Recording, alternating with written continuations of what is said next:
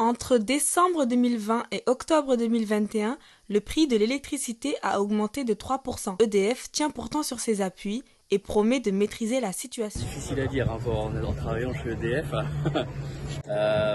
mais on fait des efforts. Il y a des mêmes messages managériaux sur la consommation d'électricité dans le cadre du travail, et puis évidemment à la maison, hein, qui ont été donnés au grand public, qu'on connaît, qu'on essaie de mettre en œuvre. Hein. Oui, peut-être qu'il y a des décisions qui sont prises pour que les bureaux soient allumés, que quand il y a des gens, etc. Est-ce que l'effectif a été réduit? Non, pas d'effectif réduit. Enfin. Pendant ce temps, dans les ménages, on se serre la ceinture. Chris et Sophie tentent tout de même de ne pas trop bousculer leur quotidien. Merci.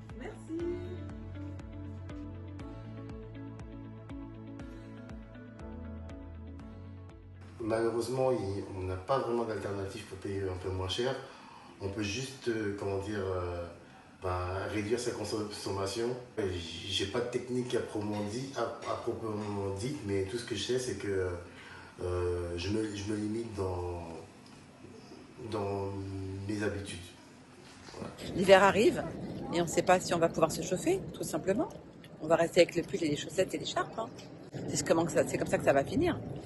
Et on va faire attention à nos prises téléphoniques, à nos appareils en veille et la chasse à la moindre... Enfin, il n'y a pas de petite économie dans ces cas-là. Avec le conflit russo-ukrainien, l'augmentation prévue par la bourse est de 1 400 € à l'année pour toutes les ressources confondues.